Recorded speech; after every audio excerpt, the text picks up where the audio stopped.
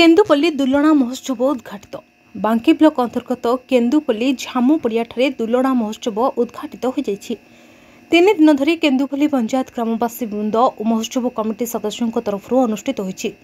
सांस्कृतिक कार्यक्रम में बांकीर बीजेपी नेता तुषारकांत चक्रवर्ती जोगदे पंचायत स्तर में एभली महोत्सव आयोजन हो पारुथिबारु संसदर समस्त कर्मकर्ता को साधुवाद देते। एही महोत्सव लोकमानक मध्यरे शांति संहति और भाईचारा प्रतिष्ठा हो पारिछि बोली मत व्यक्त करथिले। सम्मानित अतिथि भावे सिने तारका अरिंदम राय, ओडिशा हाईकोर्ट आईनजीवी प्रदीप कुमार पटनायक, आईटीआई बिरंची नारायण साहू, देवाशीष मानसिंह, मनोरंजन महापात्र, विश्वनाथ साहू प्रमुख जोगदे सेमानकर वक्तव्य रखिथिले। एही सभारे केन्दुपल्ली सरपंच प्रद्युम्न कुमार सुबुद्धि सभापतित्व करथिबा बेले महोत्सव संपादक ध्रुवचरण साहू विवरणी पाठ और शिक्षक उमाकांत बेहरा अतिथि परिचय और स्वागत भाषण प्रदान करथिले। ग्रामर छात्री माने स्वागत संगीत गान करने सह उत्तरीय और फूलतोड़ा दे आशीर्वाद ग्रहण करथिले। दुलणा महोत्सव तरफ अनंत चरण साहू ओरफ अनाम भाई को केन्दुपल्ली गौरव सम्मान में मुख्य अतिथि माने श्री चक्रवर्ती मानपत्र सह उपढौकन दे सम्मानित करथिले। शेष में रंगारंग एवं ओडिसी संबलपुरी नृत्य गीत कार्यक्रम अनुष्ठित होइतला। बांकीरो मानस रंजन साहू को रिपोर्ट, मणिभद्रा खबर। दुलणा महोत्सव 2025 केन्दुपल्ली ग्राम पंचायत एवं बांकी ब्लॉक बांकी निर्वाचन मंडली आज अच्छी मु आसला बेलू रास्त वर्षा है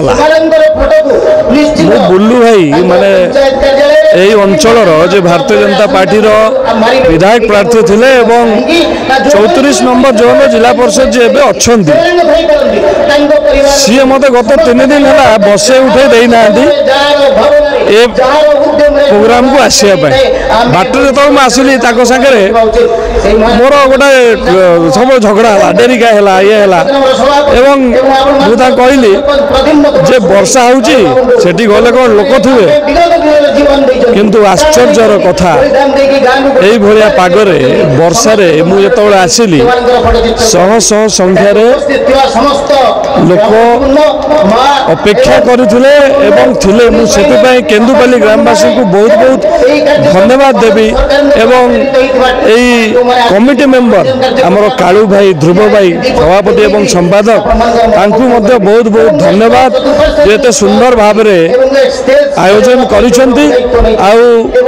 कार्यक्रम गुड़ा रखी नुआ जिनस मु जाना पाइली जे कंटा गड़ा ये सब जिनस अच्छी झामु यात्रा मुझे जानी कि गोटे निरा जिनस बहुत खुशी लगे। बहुत धन्यवाद केन्दुपल्ली ग्रामवासी को एवं कमिटी समस्त मेंबर को एवं तुषार चक्रवर्ती भाई को जे सी आज आनिके पवित्र माटी में मत छिड़ा कले। बहुत बहुत धन्यवाद। आपण मानकर स्नेह श्रद्धा एवं भल पाइबा को पाथ्य करी मणिभद्रा खबर यूट्यूब फेसबुक एवं पोर्टाल तार सफलता बजाय रखिछि। यहाको आहुरी लोकप्रिय करने को ई पेपर शुभारंभ करा आमको यही भली प्रेरणा एवं सहयोग जोगाइबा सहित लाइक शेयर एवं सब्सक्राइब करंतु। मणिभद्रा खबर संपर्क जनतार।